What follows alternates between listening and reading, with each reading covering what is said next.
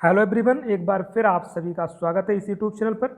और चैनल पर अगर पहली बार विजिट कर रहे हैं तो चैनल को सब्सक्राइब कर लीजिएगा। तो फाइनली हमारा जो ICAR टेक्नीशियन T1 का जो एग्ज़ाम चल रहा था वो समाप्त होता है आज उसका लास्ट डे था। ठीक है, तो ये टोटल 4 दिन ये एग्ज़ाम चला, आप लोगों को पता है। 28 फरवरी, उसके बाद था 2 मार्च को, और 4 मार्च एंड 5 मार्च। तो ये टोटल 4 दिन एग्ज़ाम चला और प्रत्येक दिन 3 शिफ्ट में एग्ज़ाम हुआ, यानी कि टोटल जो है 12 शिफ्ट में ये एग्ज़ाम आपका कंप्लीट हो चुका है। तो इस वीडियो में हम बात करेंगे क्या इसका कट ऑफ रहेगा, क्या जो है सेफ स्कोर माना जा सकता है। ठीक है, बाकी चीज़ें और क्लियर हो जाएंगी, 1-2 दिन में इसका जो है आंसर की आपको आ जाएगा कि जिस हिसाब से जो ICAR नोटिफिकेशन रिलीज कर रहा है तो उसके बेस पे आप कह सकते हैं कि ये 2 दिन के अंदर आपका आंसर की रिलीज कर देगा। अदरवाइज 10 मार्च तक तो आपका 100% जो है आंसर की आ ही जाएगा। जब आंसर की आ जाएगा तो उसके बाद चीज़ें और क्लियर हो जाएंगी। तो फिलहाल में हम इस वीडियो में जो मैंने अपना एनालिसिस किया है, जितने भी पर्सपेक्टिव हैं उनको ध्यान में रखते हुए, जितने भी आपके तथ्य हैं, चलिए मैं कुछ चीज़ें आपको दिखा देता हूँ जो आपके कुछ इश्यू हैं जिन पर आप लोग बात कर रहे हैं। तो यहाँ पर कुछ कैंडिडेट का कहना है कि इसका कट ऑफ 80+ के आसपास जाएगा, और कुछ लोग कह रहे हैं कि इसका कट ऑफ जो है 60 के आसपास रहने वाला है। तो आप लोगों के जो आप लॉजिक दे रहे हैं उसके पीछे मैंने यहाँ पर चीज़ें लिख रखी हैं।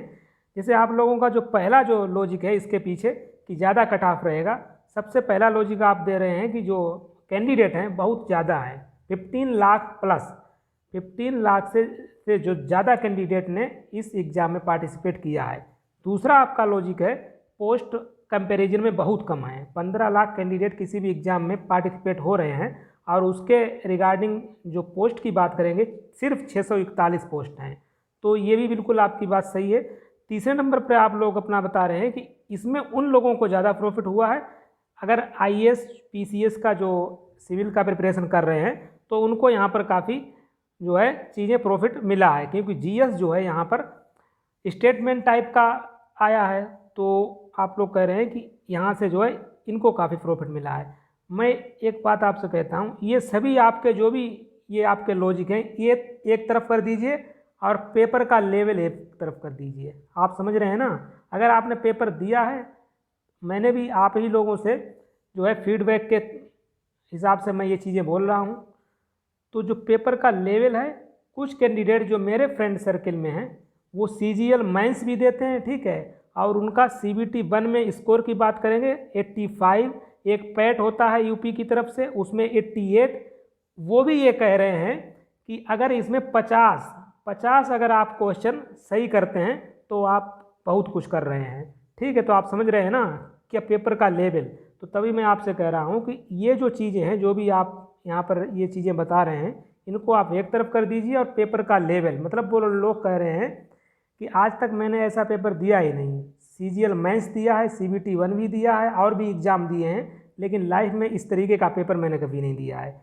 क्योंकि यहाँ पर सबसे पहला जो एक थर्ड पॉइंट जो आपका है IAS PCS यहाँ पर कुछ नहीं कर पाएगा। यहाँ पर मैथ जिस लेवल का आया है, अगर IAS PCS उसका एक क्वेश्चन भी सोल्व नहीं कर पाएगा। आप समझ रहे हैं ना? अगर आप एग्जाम में अपीयर हुए तो आपको ये चीज़ें पता होंगी मैथ का क्या लेवल था।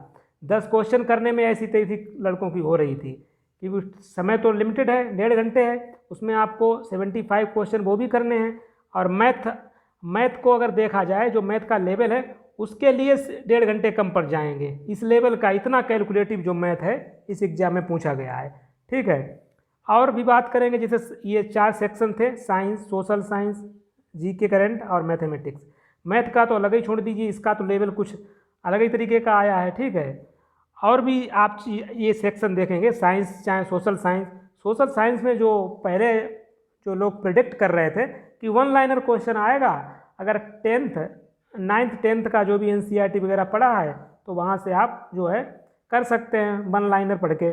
लेकिन यहाँ पर स्टेटमेंट वाइज दे दिया गया है, काफ़ी डीप में क्वेश्चंस को पूछा गया है, जिस तरीके से हमें चीज़ें पता चली हैं। ठीक है, और साइंस में अगर आप ग्रुप डी वगैरह का और अदर एग्जाम में जो साइंस पूछा जाता है, ग्रुप डी हो चाहे NTPC हो, जो भी एग्जाम होते हैं उससे बिल्कुल अलग यहाँ पर साइंस आया है।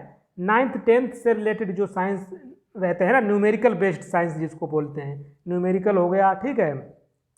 और जो केमिस्ट्री में बात की जाए कि जो रिएक्शन होती हैं उनसे रिलेटेड क्वेश्चन, क्योंकि जो और एग्जाम होते हैं उनमें रिएक्शन से संबंधित जो है क्वेश्चन नहीं पूछे जाते हैं, वन लाइनर सीरीज क्वेश्चन पूछे जाते हैं। तो यहाँ पेपर का टफनेस की अगर बात करेंगे तो ये जो भी आप यहाँ पर पॉइंट बता रहे हैं उनको एक तरफ कर दीजिए और पेपर का लेवल एक तरफ कर दीजिए, ठीक है। तो पेपर का लेवल काफ़ी टफ था, थोड़ा छोटा मोटा ऐसा नहीं था, ठीक है। जिसने दिया होगा वो समझ रहा होगा इस चीज़ को, ठीक है। अब एक चीज़ और, जो लोग यहाँ पर बता रहे हैं 80+ जाएगा 90+ जाएगा, उनमें भी मैंने देखा है या तो वो लोग तुक्का लगा के आए हैं, क्योंकि उन्हें पेपर से कोई मतलब नहीं है, सिर्फ उन्हें 100 अपना अटेम्प्ट करना था और बस हवाबाजी में 80 जाएगा 90 जाएगा। और दूसरे टाइप के जो लोग हैं वो फर्स्ट टाइम कम्पिटिटिव एग्ज़ाम को फेस कर रहे हैं, क्योंकि इस एग्ज़ाम में काफ़ी जो है जिन्होंने 12th अपना कंप्लीट किया है वो भी, जिनकी एज जो है यहाँ पर 18 है, तो वो भी इस एग्ज़ाम में पार्टिसिपेट किए हैं। तो ये 2 टाइप के जो कैंडिडेट हैं वही आपको सिर्फ बताएंगे 80+ जाएगा 90+ जाएगा, क्योंकि उनको इसके बारे में कुछ भी पता नहीं है। चलिए फ़िलहाल में मैंने अपने इन सभी चीज़ों को जो भी आपके जो भी यहाँ पर आप लॉजिक दे रहे थे इन सभी को कंसीडर किया है। उस बेस पर मैंने एक जो है अपना एनालिसिस के बेस पर एक कट ऑफ मैं आपको बताना चाहता हूँ, ठीक है। ये मेरा ओपिनियन है, सिर्फ है, बाकी कमेंट बॉक्स खुला है, उसमें आप अपना जो है सुझाव जरूर दीजिएगा, ठीक है। क्योंकि आपने एग्ज़ाम दिया है तो आपको अच्छे से चीज़ें पता होंगी कि क्या उसका लेवल था एग्ज़ाम का। मुझे तो यही पता चला है कि जो भी कैंडिडेट दिए हैं वो सिर्फ यही कहते हैं कि आज तक मैंने इस टाइप का एग्ज़ाम दिया ही नहीं।